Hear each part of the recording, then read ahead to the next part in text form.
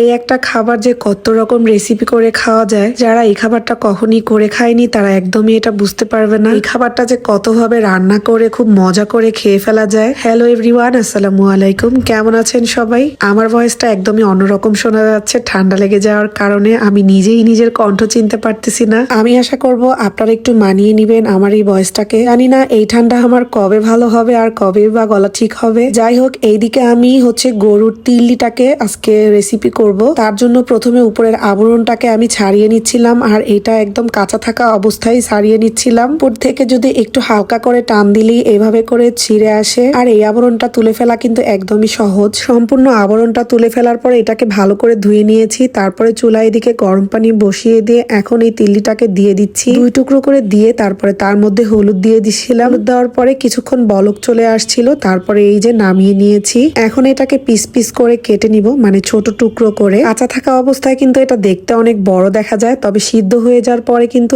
এটা একদমই সাইজে কমে যায়। ছুরি দিয়ে আমরা এটাকে ছোট ছোট করে তারপরে এইটা ফ্রাই করব। এইদিকে মশলাটাকে এখন এর সাথে মিশিয়ে নিব। কাটা শেষ হওয়ার পরে এখন দিয়ে দিয়েছি আদা রসুন, তারপরে জিরা বাটা, এখানে মরিচ বাটা। মরিচটা বেটে দিলে বেশি মজা হয় খেতে। তারপরে দিয়ে দিচ্ছি এখানে হলুদের গুঁড়া। এটা ভাজার সময় আমার হাজবেন্ড বললো যে দাও আমি একটু মেখে দেই, তাই সে এখানে সবকিছু মশলা দিয়ে মেখে দিচ্ছে। যাই হোক, এখন এখানে গোলমরিচ, ধনিয়া গুঁড়া এগুলি সবকিছু দিয়ে একটু সরিষার তেল দিয়ে এখন সব মেখে নিচ্ছে। আপনাদের সবার কাছে আসলে অনেক কৃতজ্ঞ। আপনারা অনেকেই আমাকে মেসেজে জিজ্ঞেস করেছেন আমি কি অসুস্থ কিনা, এতটা দিন আমি কেন ভিডিও দিচ্ছি না। আমি আসলে অসুস্থ না, ব্যস্ততার কারণে একদমই ভিডিও দিতে পারিনি।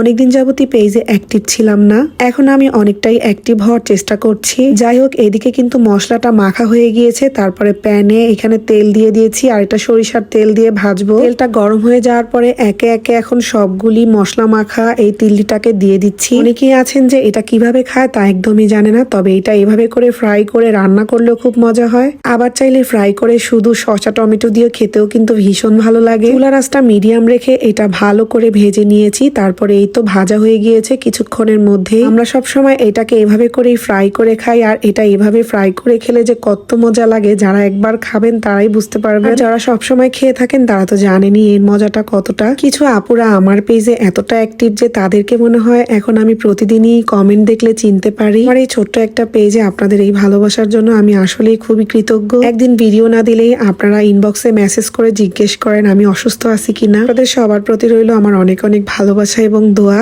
এদিকে আমাদের ভাজা হয়ে গিয়েছে, তারপর আমরা এই যে শসা মেখে তার সাথে খাচ্ছিলাম। ভিডিওটা কেমন লাগলো কিন্তু অবশ্যই একটা কমেন্ট করে জানাবেন, আর ভালো লেগে থাকলে একটা লাইক, কমেন্ট আর শেয়ার করে দিবেন। আমার ফ্যামিলির সবার জন্য আপনারা দোয়া করবেন। তো আজকের ভিডিওটা এই পর্যন্তই। দেখা হচ্ছে আমার পরবর্তী কোনো এক ভিডিওতে। সেই পর্যন্ত সবাই ভালো থাকবেন, সুস্থ থাকবেন। আল্লাহ হাফেজ।